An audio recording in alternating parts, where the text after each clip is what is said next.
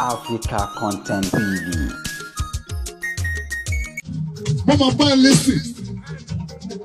Láàrin gbogbo ní Fuji. Kò sọ̀rọ̀ wàhálà mọ́. Àwọn ní Yéṣu bá ti jayé wa lọ.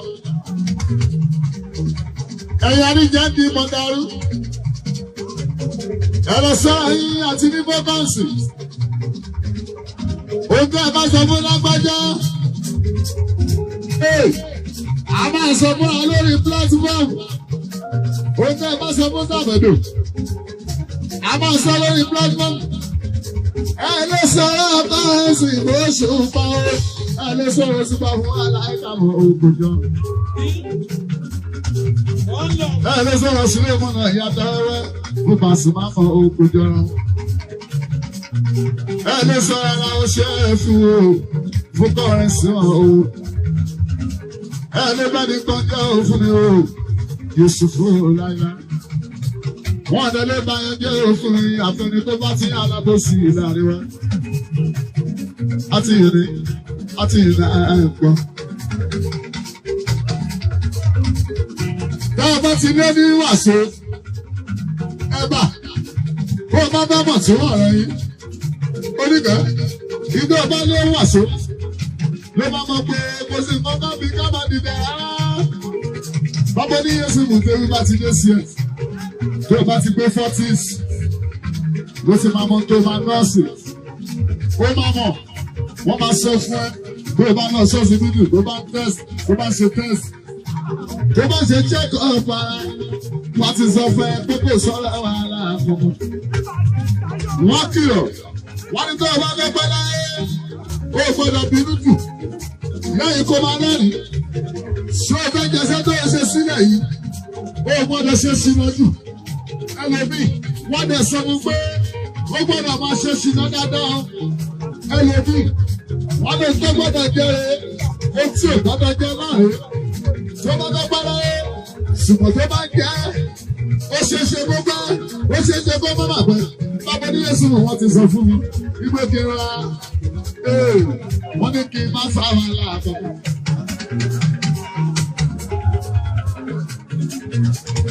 Wọ́n lọ sí gbogbo dání lọ́pọ̀. Wọ́n lọ sí gbogbo dání báyìí. Wọ́n ní sí bábọ̀ yẹ ara rẹ̀ bọ́ọ̀sì. Ó dé ẹgbẹ́ dání. Béèyàn bá yọ ọwọ́ ọjà. Ẹyẹ àdọ̀balẹ̀. Ẹni ó bá bínú. Ẹyin tẹ́ ẹ pa owó Monday. Ẹ pa owó Tuesday. Ẹ pa owó Wednesday. Ẹ lọ Thursday. Ẹ pa owó Jímọ̀. Mo ti gbowó òṣèlú láàárọ̀ yìí. Bí gbọ́dọ̀ bí ọ̀la o.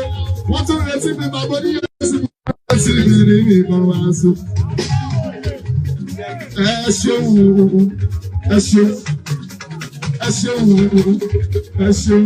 Ibi tẹ́kùn mi náà dé. Ẹ ṣeun, èmi ò mọ̀ pé bẹ́ẹ̀ ni mo ṣe ń bínú. Lẹ́yìn tó bá mọ̀ pé bẹ́ẹ̀ ni ẹ ò ní ikú mi. Ẹ ṣe lóṣèlú. Lánàá ẹ ṣeun. Ibi tẹ́kùn mi náà dé. Ẹ ṣeun, èmi ò mọ̀ pé bẹ́ẹ̀ ni mo ṣe ń bínú. Lẹ́yìn tó bá mọ̀ pé bẹ́ẹ̀ ni ẹ ò ní ikú wa. Ọmọ nígbà ẹ̀sọ́ ẹ ṣeun. Ẹ ṣeun. Láàrin ọ̀gá ẹ ṣeun. Ẹ ṣeun. Èsì olóhùn ibi kan bí mi náà dé yìí. Ẹ bá kí wọn, èmi ọ̀kan pé bẹ́ẹ̀ ni mo ṣe bínú. Lẹ́yìn ká bá mọ̀ pé bẹ́ẹ̀ ni ẹ ò ní dúdú gbà. Ẹ ṣeun. Ẹ ṣeun.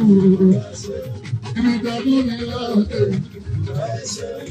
Èmi ọ̀kan pé bẹ́ẹ̀ ni.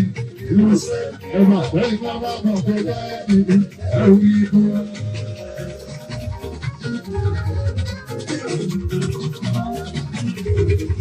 Ìbábọ̀ ló sábà bọ́ lọ́jà láíláyé. Ariwo ọjà.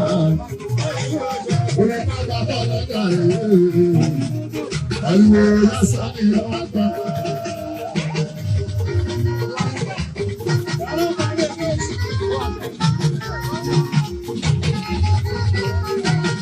Ẹ̀jọ̀ ẹ bá mi sọ lọ́jà.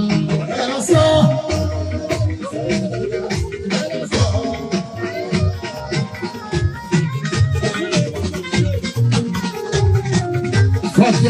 bá mi sọ lọ́jà.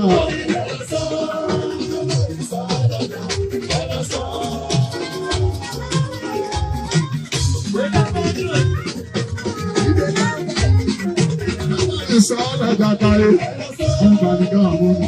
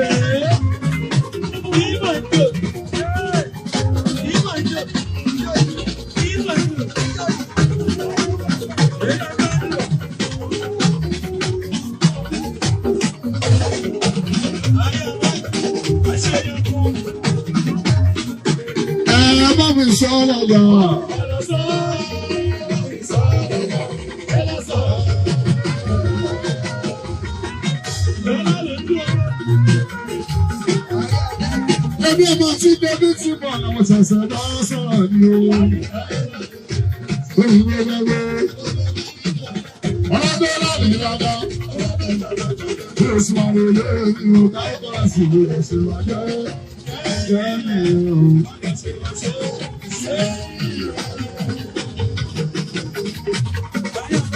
Ọdún náà, ẹbí ọmọ tí bẹ́bí ti bọ̀ náà. Bá sọ̀rọ̀ ní ìdájọ́.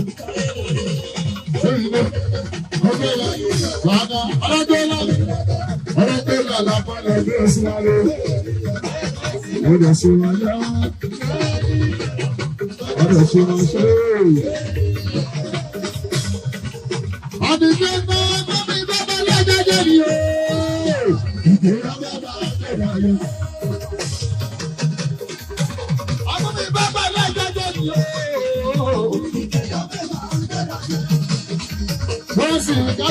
Taye Currency o, kébí lẹ́sẹ̀ gbọ́ngàn, kò tún wá ọdún ra o, ọba bá yọ pọ̀ dédé o, kí ló dé?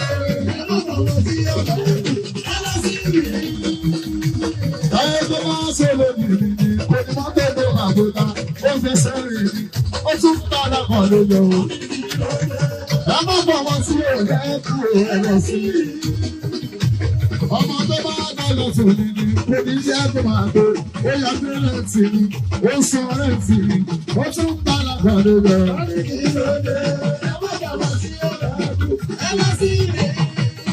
Torí ẹgbẹ́ ọmọ tí ìdáwí ti bọ̀ lọ, ọ̀yọ̀sẹ̀ wá sọ̀rọ̀ ni. Ó jẹ́ pé gbogbo ọlọ́dún làlá kọ́ra bí èsì wáyé.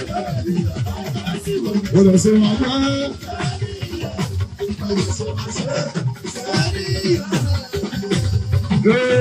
Òyìnbó sanwó agbára.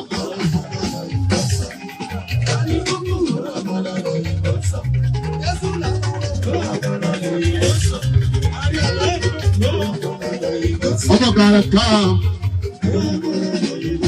Ẹsẹ̀ fún wa náà o. Àwọn tó pè mí o. Ibà ọlọ́pàá ìṣòro táyé. Ìbáṣẹ́ tí a mọ́ ni. Ìgbà ara lókè bá zúbí.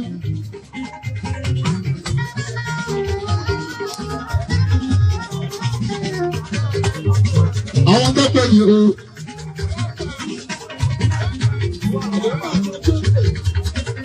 Sọ́ni tí ni sọ́ọ̀mù.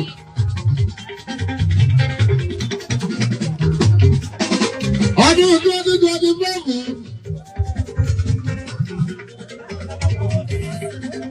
Ọdún 2025.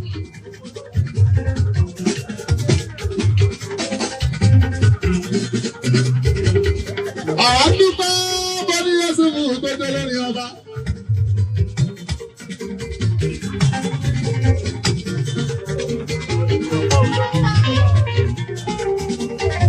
Ìlàyé ọlọ́run ló fèrè ṣiṣẹ́ ní owó.